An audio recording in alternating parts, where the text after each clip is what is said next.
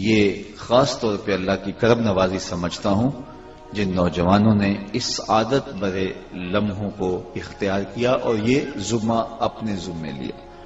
باقی اس کی برکتیں انشاءاللہ انہیں اللہ دنیا میں بھی نصیب کرے گا اور آخرت میں بھی نصیب فرمائے گا.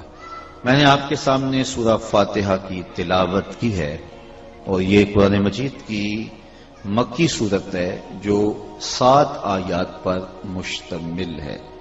اس کو سبع مثانی بھی کہا جاتا ہے کہ بار بار دہرائی جانے والی 7 آیتیں، اور اس کو سورہ فاتحہ بھی کہا جاتا ہے. یہ قرآن مجید کا افتتاح اس سورت سے ہوتا ہے.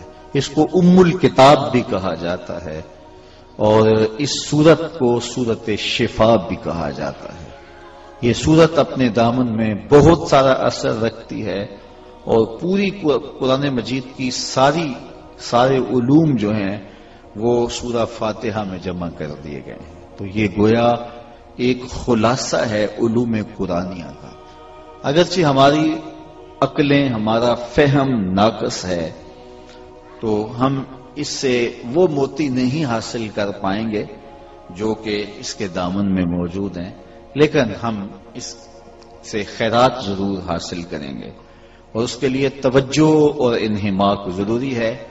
ویسے میں تو جو تقریر ہوتی ہے جس کو خطاب کہتے ہیں اس میں بھی گریز کرتا ہوں کہ کوئی نعرہ بازی کا ماحول پیدا ہو، لیکن یہ درس قرآن کا خالص ماحول ہے تو اس کو انہماک اور توجہ کے ساتھ ہی سنا جائے تو فہم کا انداز زیادہ بابرکت رہے گا. تو چونکہ بعض حضرات سننے کا بھی ایک مخصوص سٹائل رکھتے ہیں تو وہ پھر وہ اپنے اظہار کیے بغیر نہیں رہ سکتے. جس طرح بعض خطبہ وہ کسی ایسے مجمع میں چلے جائیں کہ جہاں لوگوں کا مزاج ان کے مزاج سے ہم آہنگ نہ ہو تو پھر وہ مجبور کر دیتے ہیں لوگوں کو کہ تم ضروری سبحان اللہ کہو اور ہاتھ جو ہے وہ بہت اونچا کھڑا کرو. تو بعض کا وہ لوگ نہیں بھی کر رہے ہوتے اور پھر وہ جلال میں بھی آ جاتے ہیں. تو بہرحال آپ کو اور مجھے تھوڑا سا مل کے چلنا ہوگا. میرے ویسے خیال میں تو میرے سامعین تقریباً سنجیدہ اور متین لوگ ہی ہیں اور مجھے یہ دقت پیش نہیں آئے گی، لیکن ہو سکتا ہے کوئی ایسے مزاج کا ہو جو خطاب پسند ہو تو وہ چاہے کہ ذرا ماحول ایسا ہو. تو میں نے پہلے بتا دیا تاکہ یہ ایک تفسیر قرآن کا ماحول ہے اور اس میں ہم سمجھنے سمجھانے کی کوشش کریں گے تو تفہیمی انداز ہی جو ہے وہ ایک اچھا رہے گا. تو صرف مجھے آپ کی توجہ چاہیے. اثر کرے نہ کرے سن تو لے میری فریاد، نہیں ہے داد کا طالب یہ بندہ آزاد. تو میں آپ کی توجہ سورہ فاتحہ کی طرف دلانا چاہتا ہوں جو قرآن مجید کی پہلی سورت ہے اور یہ ترتیب مصحف کے اعتبار سے پہلی سورت ہے. ویسے تو جو ہے وہ سب سے پہلے اقرا بسم ربک الذی خلق یہ آیات نازل ہوئی ہیں. تو یہ سورت سبع مثانی ہے، یہ سورہ شفا ہے، یہ سورہ رحمت ہے، یہ سورہ نور ہے، یہ سورہ ام القرآن ہے، سورہ فاتحہ ہے. اس کا آغاز اللہ کے بابرکت نام سے کیا جا رہا ہے اور 2 سورتوں کے درمیان اور کسی سورت کے آغاز میں بسم اللہ شریف 2 سورتوں کے درمیان فاصلے کے لیے اور برکت کے لیے لکھی جاتی ہے. قرآن مجید میں باقاعدہ حصہ سورہ النمل میں ہے اور یہی مسلک احناف کا ہے. بسم اللہ الرحمن الرحیم، اللہ کے نام سے شروع جو بہت مہربان رحمت والا ہے. اللہ تعالی جل شانہ کے بابرکت نام سے ہمیں اپنے کاموں کو شروع کرنے کا حکم نامہ دیا گیا ہے، بلکہ فرمایا گیا چراغ بجھاؤ تو اللہ کا نام لو، دروازہ کھولو تو اللہ کا نام لو، دروازہ بند کرو تو اللہ کا نام لو. جو بھی عمل خیر ہم کریں تو اس میں اللہ کے نام سے اس کو شروع کرنے کی ہمیں ترغیب دی گئی ہے. برتن ڈھانپیں تو اللہ کا نام لیں، کھانا کھاتے ہوئے اللہ کا نام لیں اور پانی پیتے ہوئے اللہ کا نام لیں. تو ہمیں اللہ کا نام لے کر کے اچھے کام شروع کرنے کی ترغیب دی گئی ہے اور حکم نامہ ہوا ہے. تو کتاب رحمت قرآن مجید کی تلاوت سے قبل بھی اللہ کا نام لینے کی تلقین کی گئی اور یہاں صورتوں کے آغاز میں بھی سورہ نمل کی اس آیت کو جو ہے وہ ذکر کیا جاتا ہے، اور یہ 114 مرتبہ یہ بابرکت کلمہ اور یہ آیت رحمت قرآن کے دامن میں موجود ہے۔ سورہ توبہ میں بسم اللہ نہیں ہے، اور سورہ نمل میں آیت کا حصہ ہے، اور اس طرح 113 صورتوں پر، اور سورہ نمل میں تو 114 صورتیں ہیں، اور 114 مرتبہ ہی بسم اللہ شریف استعمال ہوئی ہے۔ سورہ توبہ میں نہیں ہے، تو سورہ نمل میں 2 مرتبہ ہے۔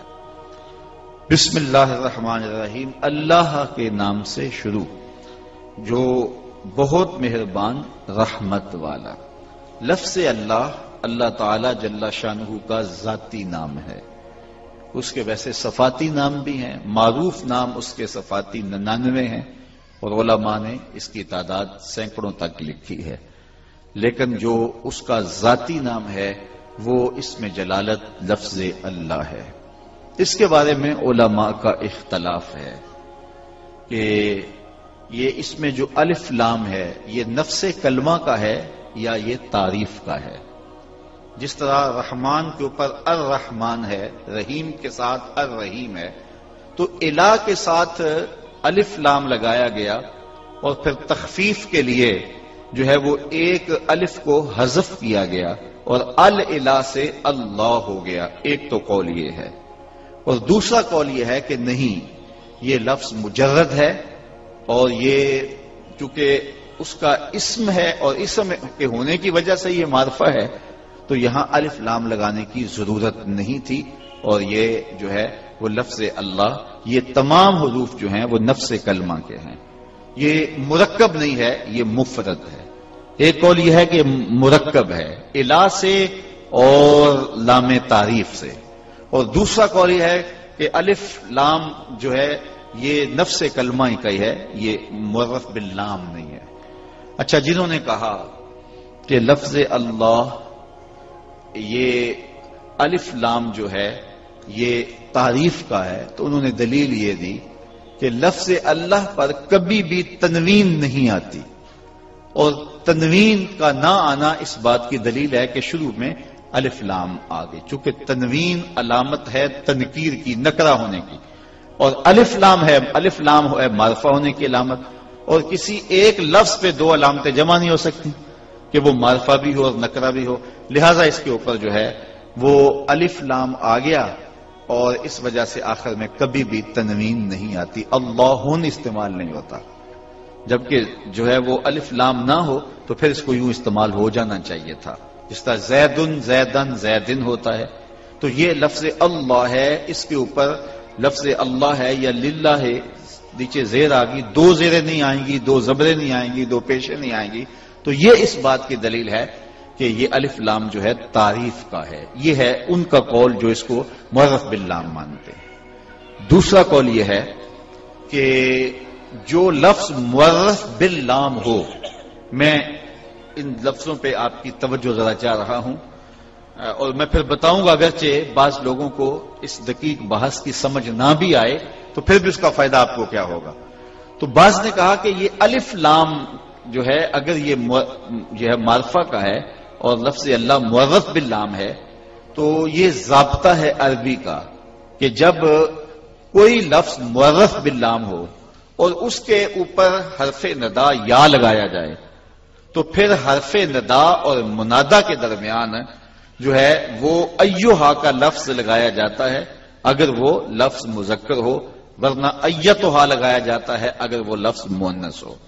جس طرح یا نبی کہیں گے، لیکن جب نبی کے اوپر الف لام معرفہ کی آ جائے گی تو پھر النبی ہو گیا، اب پھر یا لگائیں گے تو پھر کہیں گے یا ایھا النبی، پھر ایھا کو درمیان میں لانا ضروری ہوگا۔